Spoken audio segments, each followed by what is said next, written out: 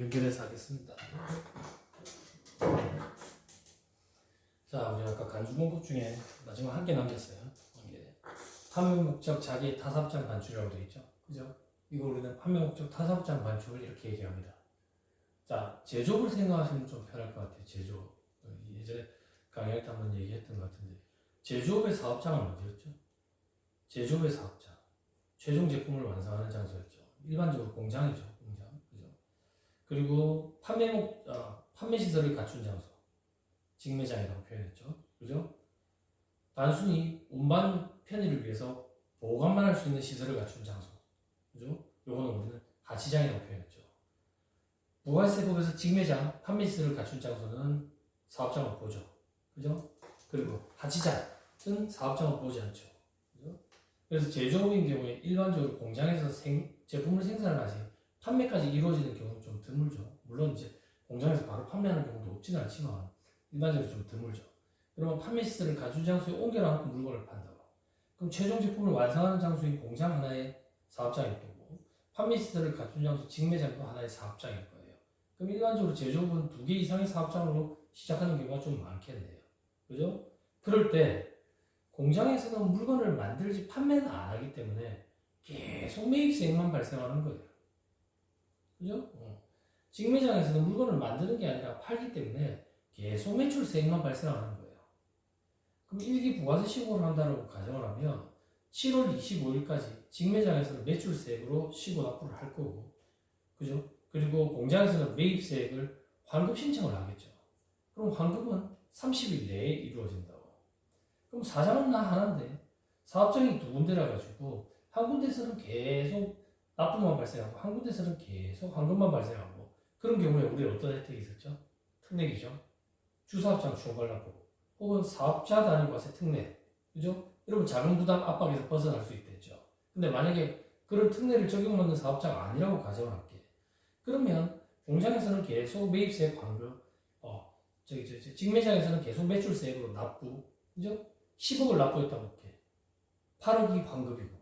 그럼 실제적으로 나는 2억만 납부하면 되는데 10억을 7월 25일에 납부해놔놓고 30일 기다려야 8억을 돌려받으니까 그 30일 동안 8억이 묶여있는 거지. 자금부담 압박이 생긴다고 그 얘기예요. 그죠? 그래서 판매 목적으로 타사업장을 반출하는 걸 그 시점에 공급으로 봐버리지. 공급으로 봐버리면 공장 입장에서 매출세액도 있고 매입세액도 있고, 그리고 직매장 입장에서도 매출세액도 있고 매입세액도 있고, 그럼 네팅해버리면 결국 2억에 대해서만 납부하도록 된다. 그래서 판매 목적 타사업장 반출은 나머지랑 취지가 달라요. 어떻게 다른데? 자금부담 압박에서 벗어나기 위한 취지예요. 그런데 앞서 우리 공부했던 거, 주사업장 총괄납부, 사업자 단위 과세, 특례, 이 2가지 있었죠. 이 특례 2가지를 적용을 받으면 자금부담 압박에서 이미 벗어나게 되겠죠. 그죠? 다시 주사업장 총괄납부를 적용받는 경우에는 판매 목적 타사업장 반출에 대해서 재활 공급, 간주 공급으로 보지 않습니다. 이미 자금부담 압박에서 벗어났기 때문에. 좀 어렵지만 그런 것도 얘기를 좀 해볼게요. 그리고 사업자 단위 과세 특례인 경우에는 판매 목적 타사업장 반출, 이건 있을 수가 없습니다. 사업자 단위 과세 특례를 적용받는 사업자는 사업자 등록증도 하나, 사업자 등록 번호도 하나이기 때문에 공장에서 직매장으로 반출을 할 때 세금계산서를 발급하고 그런 일이 발생하지 않습니다. 사업자 등록 번호 자체가 한 개이기 때문에. 그래서 세법에서도 그런 경우는 어떻게 하는데 규정 자체도 언급을 안 해요. 그죠?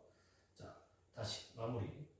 간주 공급은 공급으로 간주하는 거다. 즉 공급으로 간주해가지고 그 시점에 과세를 하겠다 그 얘기야. 과세를 하겠다. 판매 목적 타사업장 반출만 자금부담 압박에서 벗어나기 위한 취지고 나머지는 취지가 같았다. 나머지가 뭐였는데 면세 전용, 비용업용 사용성 자격 전용, 개인적 공급, 사업상 증여, 배업시 잔존재화, 이런 거에 대해서는 애초에 공제받으면 안 되는 매입세액을 공제받았기 때문에 그 시점에 공제받은 매입세액을 추징하는 논리였다.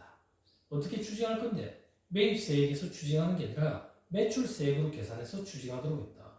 매출세액의 금액이 있다. 즉 공급이 이루어졌다는 얘기인데 공급이 실질적으로 이루어지지는 않았다. 그래서 공급이 이루어진 걸로 의제, 간주해서 과세하겠다. 이게 간주 공급이었다. 간주 공급. 자, 마무리 하나만. 배업시 잔존재화 있죠. 배업시 잔존재화. 배역시 잔존재화 규정은 실무 강의할 때도 제가 얘기를 많이 합니다. 자, 배역을 하면 부가세 신고를 해야 됩니다. 배역을 했을 때 부가세 신고를 하는 이유가 이 배역시 잔존재화 규정 때문입니다. 그런데 회계사무실에 신규로 입사한 이제 신입 직원들, 막내들은 그런 생각을 해요. 언니, 세무사님이 여기 업체 배역했는데 부가세 신고하라 하거든요. 그래, 하면 되지. 근데 장사가 안 돼서 망했거든요. 근데 망했는데 무슨 세금 신고를 해요? 세금이 있어요? 이라도. 여기 공부를 해본 적이 없어서 그런 거예요. 그죠? 자, 폐업시 부가세 신고를 하는 이유는 폐업시 잔존재화 규정 때문입니다. 그럼 폐업시 잔존재화 규정은 뭔데? 제가 물건을 판매하기 위해서 고객이 오더가 들어오는 물건을 사다가 갖다 준다. 그런 경우는 그렇게 드물죠. 사서 내림에 꽉꽉 채워놓고 고객이 와서 보고 올라갈 거 아니에요. 그죠? 그래서 내가 물건을 1,000만원치를 사왔다고 가정을 할게요. 1,000만원치 사오면서 부가세 100만원만큼을 공제를 받았어요. 그런데 폐업을 하게 된 거예요. 폐업을 하게 된 거예요. 그럼 제로서 게임이 이루어지지 않는 거예요. 부가세 공제는 받았는데 폐업을 해버렸으니까 매출세액이 없는 거죠. 매출세액이. 그럼 그걸 어떻게 할 건데? 사장이 나한테 다 판 걸로 봐요. 업체가. 다시. 사장이 내가 그 업체 물건을 다 사간 걸로 봐요. 그럼 업체 입장에서는 팔았죠. 매출세액이 있죠. 그죠? 그렇게 애초에 공제받은 매입세액을 추징합니다. 그게 폐업시 잔존재화 규정입니다. 즉 업체가 장사가 안 돼서 폐업을 하게 됐을 때 재고가 남아있겠다. 재고가 남아있으면 무조건 부가세 신고가 이루어져야 됩니다. 됐죠? 폐업했을 때 부가세 신고는 언제 한다 그랬어요? 무조건 다음 달 25일. 9월 30일에 폐업했다. 다음 달 25일. 9월 25일. 9월 1일에 폐업했다. 다음 달 25일. 10월 25일. 10월 1일에 폐업했다.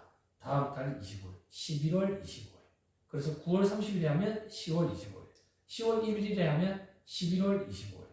그러면 폐업일은 언제가 폐업일입니까? 세법의 규정은 사실상 사업을 폐업한 날을 폐업일이라고 규정하고 있어요.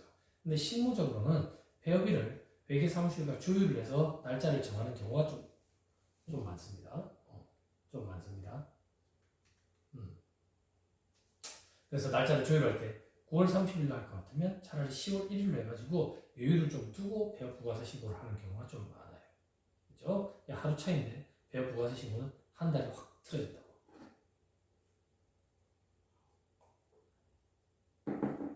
됐죠? 됐습니다. 자, 이제 용역의 공급으로 들어가는 겁니다. 자, 부가가치세법상 과세 대상 거래에 재화의 공급, 용역의 공급, 재화의 수입. 그때 재화의 공급에 재화의 실질적 공급, 공급을 보지 아니하는 거, 간주 공급 살펴봤고요. 이제 용역의 공급 보는 거예요. 자, 용역의 공급도 실질적 공급 그리고 간주 공급. 됐죠? 그럼 용역은 도대체 뭐냐? 재화는 도대체 뭐냐? 재산적 가치가 있는 물건과 권리됐죠? 그죠? 용역의 공급 중에 용역은 뭐냐? 재화 외에 재산적 가치가 있는 모든 영과 그 밖의 행위를 말한다더라.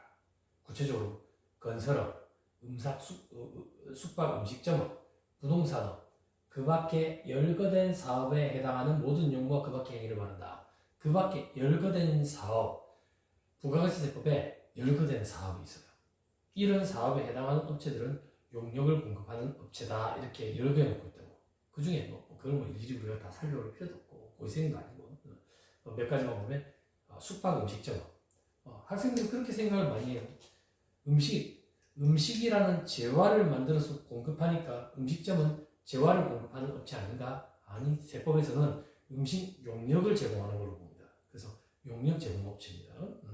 그리고 숙박, 음식점, 숙박, 여관이라든지 호텔 이런 데, 그리고 건설업, 건물을 지어주고 돈을 먹고 사는 사람, 건설업, 그리고 부동산을 팔고 돈을 버는 사람, 혹은 부동산을 빌려주고 세받아 먹는 사람, 이런 사람들, 부동산업으로 다 엮여져 있어요. 과거에는 부동산 매매, 부동산 임대에 쪼개놨었는데 이제 세법이 조문이 정비를 일으키면서 부동산업으로 묶어놨어요. 부동산업에 이제 부동산 매매업도 있고 임대업도 있는 거예요. 그 밖에 열거된 사업은 교육 서비스업도 있고 전문과학 및 기술 서비스업도 있고 여러 가지 많습니다. 아무튼 그런 용역. 자, 용역의 실질적 공급은 계약상 법률상 모든 원인에 따른 거. 재화의 공급에서도 계약상 법률상 원인이라는 표현이 나왔었죠. 똑같네요. 됐죠? 자, 다음 중 어느 하나에 해당하는 거. 어떤 거?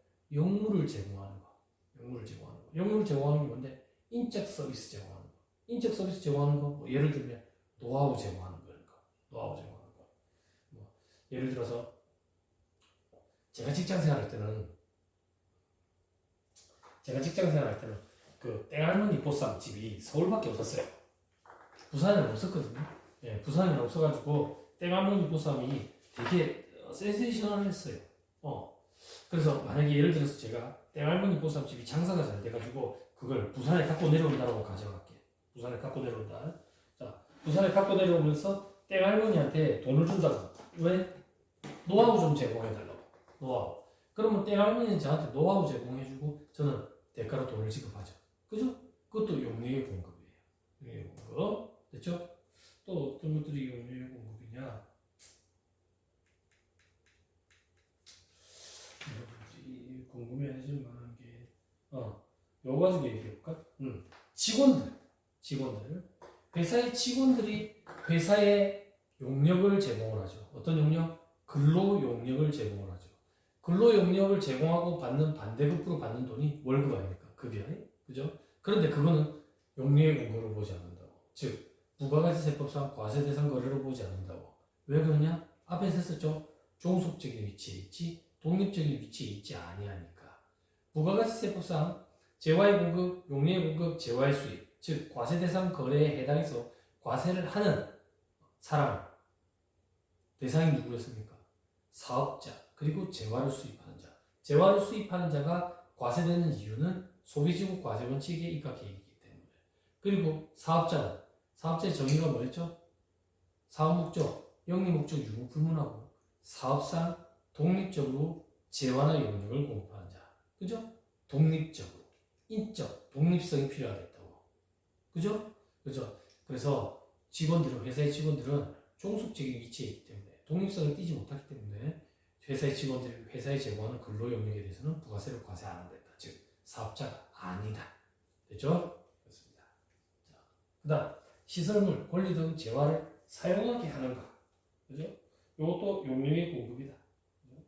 이거는 어떤 걸 가지고 얘기를 하면 될까? 특허권 가지고 얘기해 볼게요. 특허권은 우리 앞에서 공부했던 재화에 해당하거든. 재화에는 재산적 가치가 있는 물건과 권리, 그 권리에 특허권이 있다고. 그러면 특허권이 재화의 공급이네요. 이렇게 생각하면 안 되고 특허권을 돈 받고 파는 거는 재화의 공급. 여기서 말하는 권리를 사용하게 하는 건 뭔데? 특허권을 빌려주고 돈 받는 건 용역의 공급이다. 그 얘기예요. 용역의 공급.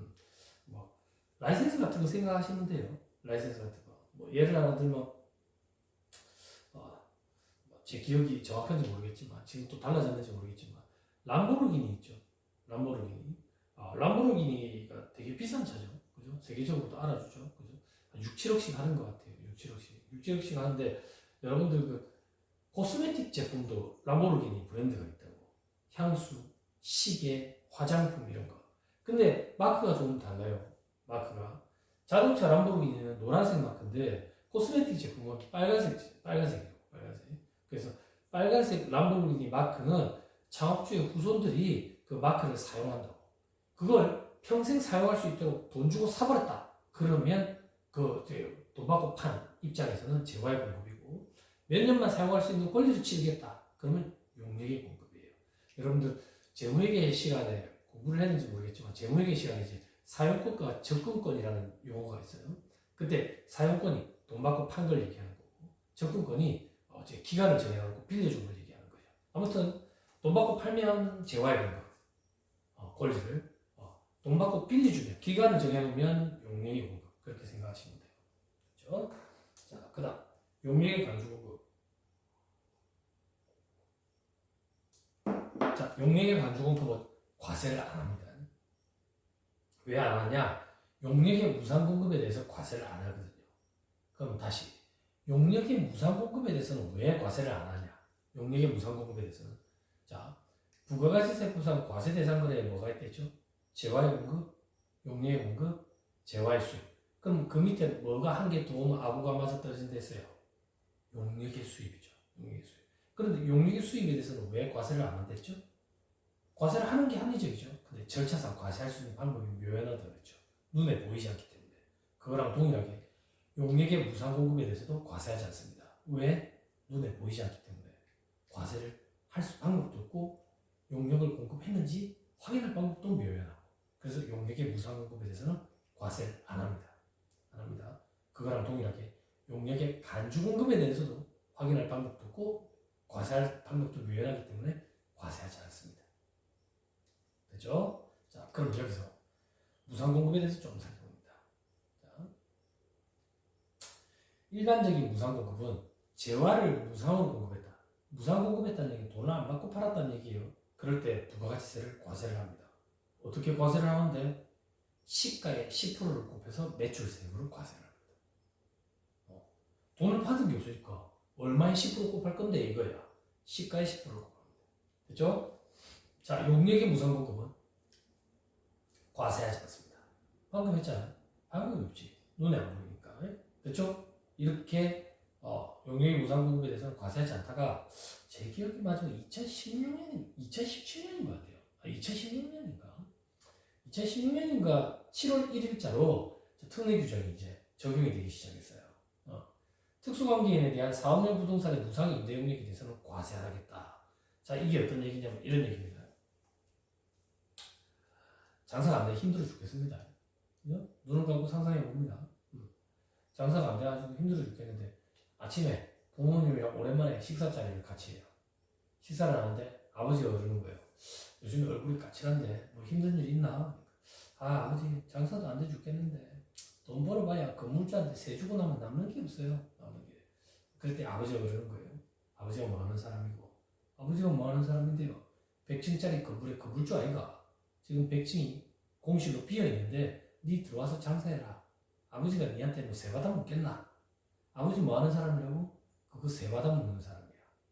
사업용 부동산이라고. 사업용 부동산. 그걸 임대용적을 제공하는 임대사업자라고. 임대사업자. 그런데 아버지랑 나랑은 특수관계가 있어. 특수관계인이 사업용 부동산의 임대용역을 내한테 무상으로 제공해 주는 것이. 무상으로. 이거에 대해서는 과세를 합니다. 과세를 해요. 그러면 여러분들 의문이 들 거예요. 과세를 한다는 얘기는 10%를 곱해서 부가세를 낸다는 얘기잖아. 뭐에 10% 곱할 건데? 적정한 임대료가 얼마인지 계산해서 10%를 곱하겠네? 그럼 적정한 임대료는 어떻게 계산하는데? 세를 받은 적이 없는데 밑에 층이랑 똑같이 계산하나? 옆에 칸이랑 똑같이 계산하나? 세법에 적정 임대료를 계산하는 산식이 있습니다. 그 산식은 법인세법에 부당행위 계산의 부인이라는 파트에 있어요. 말로 잠깐만 설명드리면 시가의 50%를 곱하고 여기서 말하는 시가는 그 100층 상가의 매매가를 얘기하는 거예요. 시가의 50%를 곱하고 보증금이나 전세 보증금 받은 게 있으면 차감하고 거기에 정기예금 이자율을 곱합니다.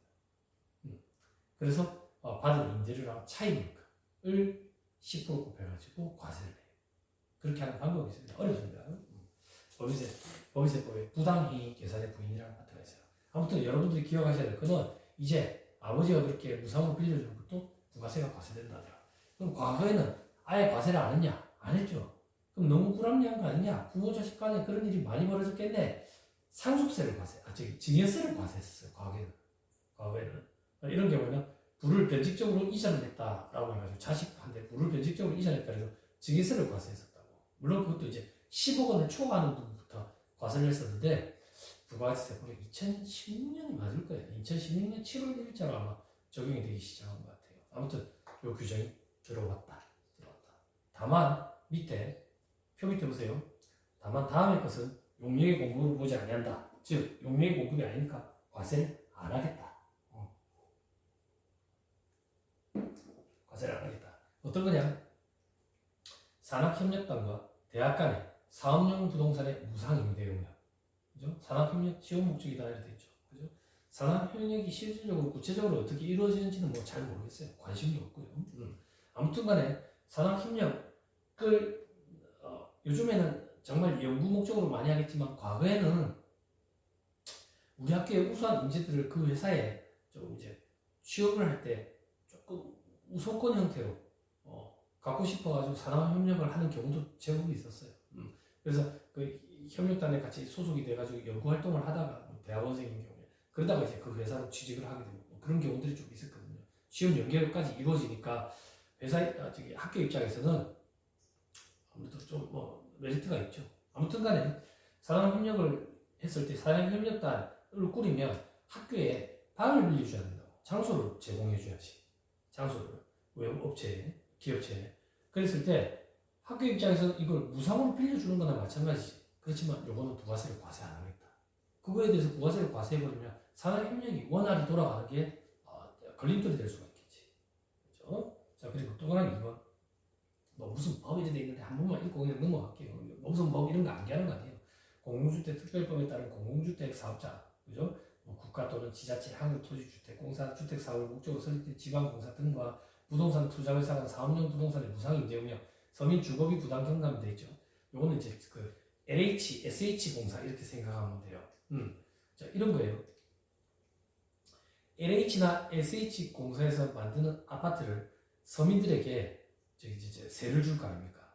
세를 줄 거 아니에요. 그럼 SH나 LH공사에서 아파트를 지을 때 아파트 건설하는데 돈이 적게 들어야 서민들한테 임대료도 적게 받을 수가 있겠죠. 그러면 짓는데 돈이 적게 들려면 부가세가 안 붙어야 돈이 적게 들겠죠. 그죠? 그래서 SH나 LH공사가 서민들에게 주거비 부담을 줄이기 위해서 제공하는 거에 대해서 부가세를 과세를 무상 임대 영역에 대해서 과세 안 하겠다 그 얘기예요. 그게 이제 건물 지어가지고 하니까 이거 부가세를 과세 안 하니까 나중에 임대 영역을 월세를 줄 때 그만큼 부가세 금액만큼 월세가 줄어든다 그 얘기. 줄어든다. 그러면 서민들은 낮은 금액으로 이용을 할 수 있겠죠. 물론 이것도 지금 문제가 많죠. 어제 뉴스 기사 보니까 그 LH 아파트 전수조사 전체 전국적으로 다 조사를 했는지 모르겠지만 조사를 지금 하고 있는데 보니까 300세대 정도, 300명 정도가 슈퍼카를 탄다죠. 그죠? 서민 아파트인데 그죠? 포르쉐 이상급을 타고 있대요.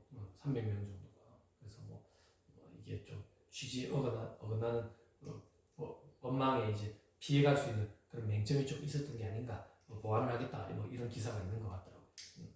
자, 넘어갑니다. 조금 더 봅니다. 표의 오른쪽. 국가 지자체의 무상공급. 여기 중요한 말은 애가 중요한 말이에요. 애가. 자, 국가 지자체의 무상공급이라는 얘기는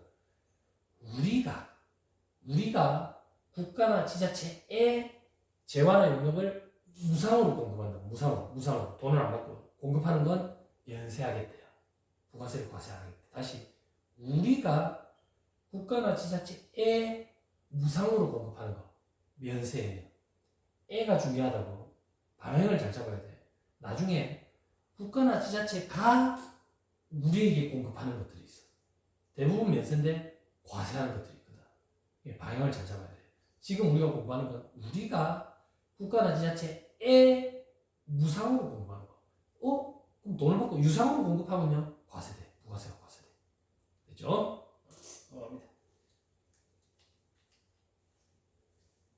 자, 이제 마지막 재화의 수입입니다. 자, 재화의 수입은 다음 중 어느 하나에 해당하는 거에 재화의 수입이다. 아니에요. 다음 중 어느 하나에 해당하는 물품을 국내에 반입하는 행위가 이루어질 때 재화의 수입이 이루어진다. 이렇게 표현하는 거예요. 국내에 반입하는 행위가 이루어질 때 재화의 수입이 일어나는 거다. 자, 어떤 거냐? 자, 보세고요. 밑에 동그라미 1번. 외국으로부터 국내에 도착한 물품으로서 수입 신고가 수리되기 전의 것. 즉, 이 얘기예요. 외국에서 국내로 들어왔는데 보세구역에 있대. 보세창고에 있대. 보세창고, 보세구역은 뭐냐면 저기 옷 보세 파는데 그런 데를 얘기하는 게 아니고요. 항구나 공항에 가면 보세구역이 있어요. 보세창고가 있고 세금이 보류된 상태 이렇게 생각하면 돼요. 그게 보세구역이다. 보세구역이다. 제가 예전에 직장생활 공항에서 하다 보니까 그런 걸 살짝 이렇게 본 적이 있어요. 경험이 좀 있는데 가보면 생물 창고, 냉장 창고, 냉동 창고 막 이런 것들이 있었던 것 같아요. 제 기억에. 2007년이니까 좀 가물가물하긴 하네요. 창고가 여러분들이 상상하는 그 수준 이상이에요. 그러니까 문높이만 해도 사람 키에 뭐 2곱절 이상? 버튼을 누르면 위 경락도 열리듯이 문이 쫙 열린다고. 문이 쫙 열리면 이제 햇빛이 싹 들어가면서 시글시글해 보이는데 뭐가 되게 높아. 뭐가 되게 높은데 이래 빛이 착 들어가 보면 왜 기린이에요. 기린, 지라프, 기린, 혹은 막 악어 이런 걸 그런 것들이 있어요. 그런 것들. 또 어떤 것들이 있는데 차 슈퍼카인데 지게차로 떠가지고 이렇게 파리테 해가지고 이렇게 오는데 차가 이렇게 움직이는 각도에 따라서 색깔이 달라버리네. 응. 그치. 인디오더를 넣어가지고 이제 도색을 인디오더를 넣은 거야. 인디오더를 넣어가지고 온 차들 이런 것들이 막 이렇게 거기에 있어 이제. 그러니까 세금이 보류된 상태에 있는 거 이게 보세창고예요. 보세창고. 아무튼 외국에서 국내로 들어왔는데 세금이 보류된 상태에 보세창고에 있어. 보세구역에. 이 보세구역에서 국내로 들어왔대. 요게 재화의 수입이에요. 그럼 다시 외국에서 국내로 들어와서 보세구역에 있을 때까지는 재화의 수입이 일어난 게 아니에요. 보세구역에서 국내의 다른 곳으로 옮겨질 때, 즉 보세구역을 탁 거치는 시점, 이걸 우리는 통관 시점이라고 표현해요. 수입신고 수리 시점이라고 표현하고, 이 시점을 거치는 순간 우리는 재화의 수입이 일어난 거예요. 재화의 수입에 대해서 과세한다 그랬죠? 그죠? 누가 과세한다 그랬죠? 세관장이 과세한다 그랬죠. 세관장이 우리에게 수입세금 계산서를 발급해줬다. 됐죠? 됐습니다. 자, 그 다음 동그라미 2번 수출신고가 수리된 물품. 수출신고가 수리된 물품이라는 얘기는 그냥 간단히 생각하면 돼요. 수출신고가 수리됐대. 수출이 됐네. 그걸 반입한대.